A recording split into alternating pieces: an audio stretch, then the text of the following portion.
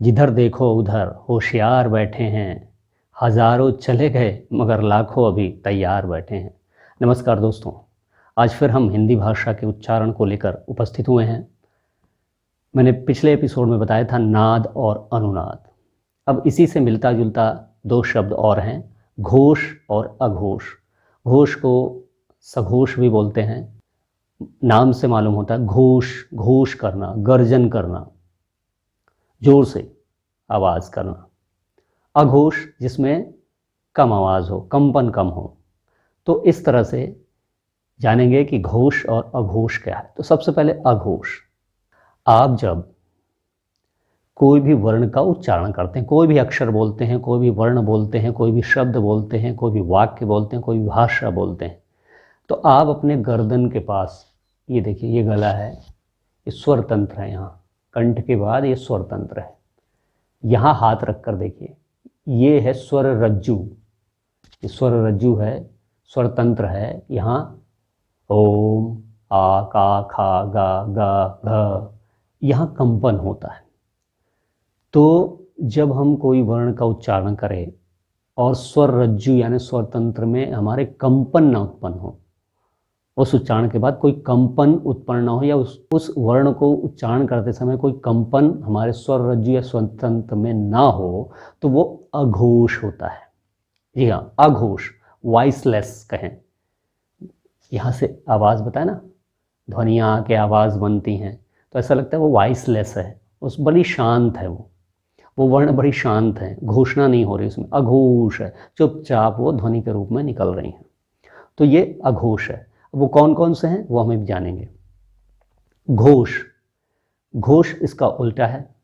जब आप वर्णों का उच्चारण करें और आपके स्वर रज्जु, स्वर तंत्र के स्वर रज्जु में कंपन उत्पन्न हो, घोष हो, गर्जन हो, तब उसे हम कहते हैं घोष वर्ण।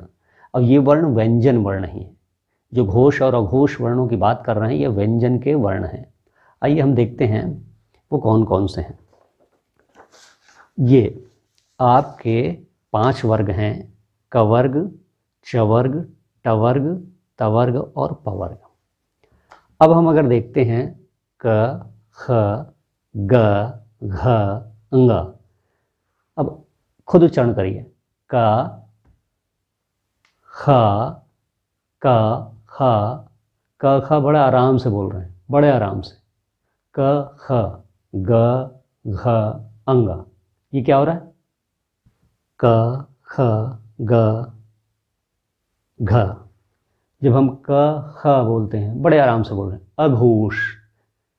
ग, घ, अंग, ग, घ, अंग। ऐसा लग रहे हैं वाइब्रेशन हो रहा है स्वर रज्जु में। आप खुद उच्चारण करिए, क, ख, क, ख, ख है, ख नहीं, ख नुफ्ता वाला, फारसी का नहीं। ख करेंगे तो वाइब्रेशन होगा, वो घोष हो जाएगा। ख, क, ख, घ, घ, अंग। ये तो ये हर वर्ग के, कवर्ग, चवर्ग, टवर्ग, तवर्ग, हर वर्ग के प्रथम दो वर्ण, क, ख, च, छ, टा, ठा, ता, था, प, फ, ये हैं अघोष वर्ण। कैसे हैं? अघोष, जिनसे हमारे स्वर रज्जु में कंपन उत्पन्न नहीं होता इनके उच्चारण से। और श, श, स, ये भी अघोष की श्रेणी में आते हैं। यानी वो 1, 2, 3, 4, 5, 6, 7, 8, 9, 10, 11, 12, 13 व्यंजन के 13 जो वर्ण हैं वो अघोष व्यंजन वर्ण हैं। अब इसके बाद जो बचे तीसरे, चौथे और पांचवें वर्ण, हर वर्ग के तीसरे, चौथे और पांचवें वर्ण। जैसे कवर्ग में ग, घ, अंग, चवर्ग में ज, झ, इया, टवर्ग में अड़ा, टवर्ग में ड, ढ़, अणा, तवर्ग में द, ध, न और पवर्ग में ब, भ, म। तो ये कितने? 3, 5, 15 ये हो गए। और बचे क्या? या, रा, ला, व, हा। इनसे भी कंपन हो रहा है, तो ये 20 कितने हो गए? 20। इस तरह से 33 में से 13 हो गए क्या आपके अघोष और 20 हो गए आपके सघोष, यानी स्वर रज्जु में कंपन हुआ। तो ये घोष और अघोष वर्ण हो गए। इसी तरह से ढ़ ढ़ श, अब देखिए कहाँ से ढ़ ढ़ श ढ़ ढ़, ये जो अतिरिक्त बच रहे हैं ढ़ ढ़, इनसे भी कंपन हो रहा है, यानी घोष होगा ये ढ़ ढ़। आप अगर देखिए कहते हैं ड से बना ढ़ ढ़, ये भी हो गए घोष। उसके बाद संयुक्त अक्षर में देखिए क्या क्या होंगे, छ, जिस वर्ण से मिलके बना है संयुक्त व्यंजन, अगर हम उसका उच्चारण क श, ये दोनों क्या थे अघोष, तो छ भी अघोष हो गया।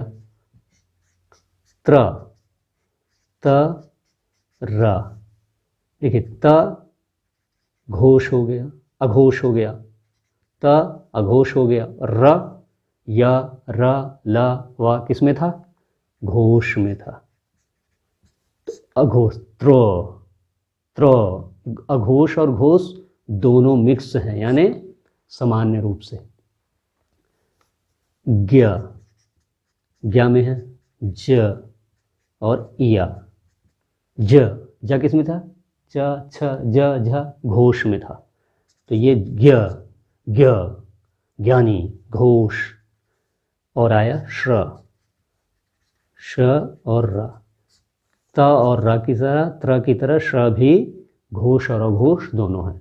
तो ये आपके व्यंजन वर्णों में घोष और अघोष वर्णों के विभाजन इस तरह से किए जाते हैं। आप स्वयं उच्चारण कीजिए और अपने स्वर तंत्र, ये गले के पास हाथ रख के देखिए कि किस वर्ण के उच्चारण के बाद कंपन हो रहा है स्वर रज्जु में, तो वो घोष हो जाएगा, और जिसमें कंपन नहीं हो रहा उसमें अघोष हो रहा है। तो ये आज आपने जाना व्यंजन वर्णों के घोष और अघोष वर्ण। आज के लिए इतना ही, अगले एपिसोड में फिर अच्छी जानकारी के साथ मिलते हैं। तब तक के लिए जय हिंद।